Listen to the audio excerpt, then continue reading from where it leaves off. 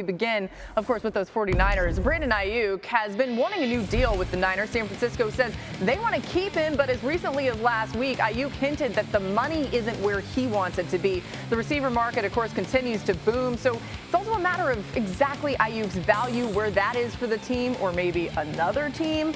Obviously, we're going to just go right to our NFL insider, Ryan Clark, on this. RC, you spoke with Aiyuk recently. What's going on with him this week? They're actually meeting with the San Francisco 49ers today. He and his representation, Ryan Williams of Athletes First, and Brandon Aiyuk told us that he wanted to set this meeting up himself. And when he was sitting with the Pivot, he said that he's taking these negotiations personal, that the way that they have negotiated with him, the way that they have told him why he's worth what he's worth, it has touched him. It has affected him. He says he wants to be in San Francisco first, but is comfortable playing elsewhere if that's something that the San Francisco 49ers are willing to do via trade. And I will tell you this, when he sat with us, he did not walk into the room alone. First, it was Brandon Aiyuk. Second, it was Jayden Daniels. I'm not a tea leaf reader, but the way that sounds is that Brandon Aiyuk wouldn't mind playing in Washington. Well, listen, he played with Jayden Daniels. I'm sure the two would love to get together. There were some conversations at one point between the 49ers and the Commanders. Commanders were interested, but they decided not to do that deal. And so the 49ers didn't want to move on from Brandon Aiyuk anyway. And I know he spoke with Ryan Clark, RC there, but the fact of the matter is, despite the fact that he said the 49ers don't want him back anymore, that's just not true. They absolutely do want him back, and according to RC, they are meeting today. That meeting will involve the 49ers general manager, John Lynch, the head coach, Kyle Shanahan. They'll be meeting to have a nice discussion here before training camp is scheduled to kick off next month. We'll see what comes out of that meeting later today between all those sides. RC will bring us the latest on SportsCenter later, on NFL Live tomorrow. Hey, I'm done sure now, Schefter. We'll be waiting with bated breath. Yep. Hey. And then next week, Laura, just so you know, Laura, I'm hosting, or I want to host, a episode of The Pivot next week after Ryan gets done delivering. Ryan, can we get that done? I'd like to see that. Adam Schefter on The Pivot. He's going to guest I would host love The Pivot. Schefter on the Pivot. He can't host it, though. He can't host it. He already has his own podcast. Okay, that's true. All right. Oh, competitors. Whatever you want. RC, any role on The Pivot is something that I want. If you're going to dabble in NFL information and break the news that they're meeting today, then I want to roll on The Pivot. That's all I'm saying. I just want to point this out for our news desk. We're going to put this on the bottom line. Ryan Clark dabbling in breaking news here about Brandon Aiyuk meeting with the team today, and Jayden Daniels walked in the room there with The Pivot. That's an interesting piece. Mina, how important is it, though, for San Francisco to get Aiyuk signed to a long-term deal? Well, first, Laura, I'd say maybe we could switch roles, except then NFL Live would be totally non-functional, would never go to break, and we would completely melt down as a show. No, I'll answer your question in my capacity as an analyst here. I have always felt, throughout all of this drama with Brandon Aiyuk, that the Niners wanted to keep him. I've believed that they should want to keep him for a couple of reasons, one of which is I think Aiyuk is one of the more underrated receivers in the NFL. Because he plays on an all-star team in San Francisco, his production is not what it would be if he was on another team, but he is an elite route runner who can win at all three levels, and he is unique in their offense. And I think that's another reason why they should prioritize wanting to keep him. In this year in the draft, they took a wide receiver in the first round, Ricky Pearsall. I actually think he can replicate some of the production they've got from Deebo Samuel if they keep Aiyuk and move on from Deebo. I'm not saying he is Deebo. Nobody is Deebo. But those play-action concepts over the middle of the field, those drift routes where you need a really tough receiver who can win in traffic, that's Ricky Pearsall. And I think the combination of him and Christian McCaffrey could help the Niners move on from Deebo if they choose and prioritize keeping Aiyuk.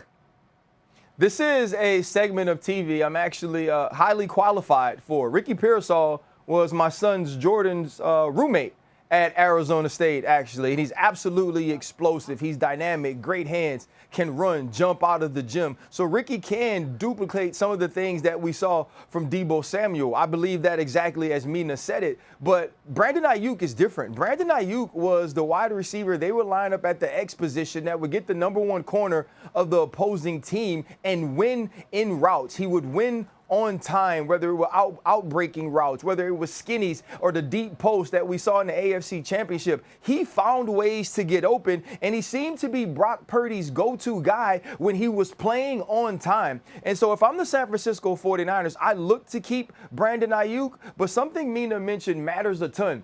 Because they do have an all-star team offensively, because they are the Monstars, he isn't asked to do some of the things of the Justin Jeffersons, the Amon-Ra's, the A.J. Brown. And sometimes that may be some of the money that he's hinting at. And obviously San Francisco says we don't utilize you in that way. Well, here's the issue. The issue is, what is the value of Brandon Aiyuk to the 49ers, and how much is he willing to accept? And we're talking about a wide receiver market this offseason that has exploded. And the 49ers have made what I think people across the league would believe to be compelling offers. But Brandon Aiyuk also sees what other wide receivers have gotten, and therefore he believes he's worth more than is currently being offered. So the 49ers have moved forward and offered a whole host of opportunities here, but it's not what Brandon Aiyuk wants, because we've seen wide receivers like Justin Jefferson get $35 million, Jalen Waddle $28 million, Amon-Ra with some inflated numbers at about $30 million. So he wants more than what the Niners have offered. There's the breakdown, and let's see if they could bridge any of those differences in that meeting that RC reported on later today. Yeah, the tweet, by the way, from Schefter went up at 4:04. He said, 49ers disgruntled wide receiver Brandon Aiyuk meeting today with the 49ers, as ESPN's real Ryan Clark 25 reported on NFL Live. So much to get into with Philly. Let's start with the offense. And Mina, just how different do you expect the offense to look with Kellen Moore now as the offensive coordinator? Well, shoot, you heard it from Jalen Hurts, 95%. Ryan, Wild. when they hired Kellen Moore, I thought, okay, fix the drop back game, improve his performance against the blitz, but this run game under Jeff Stoutland, who's one of the most respected minds in the NFL, is going to probably look the same. When I heard that, I was a little bit intrigued and also equal parts apprehensive, because not only are you transitioning to a new offensive coordinator, you're moving on from one of the best centers in NFL history, who, by the way, set protections for Jalen Hurts. It's just a lot of change at once, and I'm not saying it won't work. I just think it might take a minute before we see the best version of this offense. Mina and Laura, how trash does the film have to be for you to take the playbook and say, to hell with everything in here, I'm ripping it up? Keep it 5%. Like, it's so bad. Everything I've watched is so dookie, I don't want none of it. That's what Kellen Moore did. And guys, I just want you to remember this. This is Kellen Moore's second team in 2 years. It's not like Kellen Moore has just been ringing it up. So he's going to have to do something with Jalen Hurts different than what he did with Dak, different than what he did with Justin Herbert. Yeah. So how is he going to tailor what he wants to do to fit Jalen Hurts' particular skill set? And it's a very specific skill set. All I want to know is, how aggressive can you make Jalen Hurts again? Can we get him back to 2 years ago, where he would push the football down the field, where he would threaten you with his legs constantly? Jalen Hurts was a weapon. Can Kellen Moore get him back to being that player? One thing I wanted to point out before we flip to the defense, Mina, you mentioned it could take some time. They've changed so much offensively. Their schedule starts out with the Packers. They've got the Falcons after that, the Saints, then the Bucks, the Browns. So it's not like they have a ton of time to figure things out. Let's flip it to the defense. And as Vic Fangio takes over that unit, the obvious question, Mina, is whether the issues on defense are schematic or are they personnel-based? What do you think? Well, Laura, it's both. I think that's not just a political answer, but it's the correct answer. I mean, there was very little to like watching this Eagles defense at the end of last season.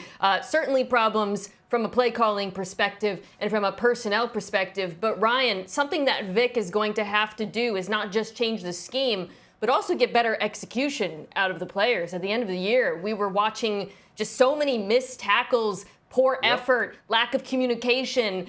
So he has to be as much of a teacher as a brilliant defensive mind for this to work in Philadelphia and for them to get back to playing the way they were. I mean, what Mina is trying to tell all you people, you laymen, is they ain't play hard, right? Let's be real, Mina. We would cut the film on and be like, this dude ain't pursuing, this dude ain't pursuing, he's not trying to tackle. So Vic Fangio is going to have to teach NFL football players to play defense like they want to be in the NFL. What you saw on tape from the Philadelphia Eagles last year was unacceptable. They've tried to address it by the players they brought in when you think of drafting Quinyon Mitchell, Cooper DeJean, bringing back Chauncey Gardner-Johnson. And what you hope is that Devin White is looking for a resurgence to re-emerge as one of the best linebackers in the league, which is what he looked like on Tampa Bay's trip to the Super Bowl. If they can get some of those players to play high-level football, if Vic Fangio can get this team to play with a ton of effort, that's the start. And that's before you get to execution and actually playing what he's calling in the right way. Yeah, guys, I think the other reason why last year was so stark is because of how good Philly's defense was in 2022. Yes. It just wasn't that long ago. They're certainly seeking to get back to that, to everyone's point here.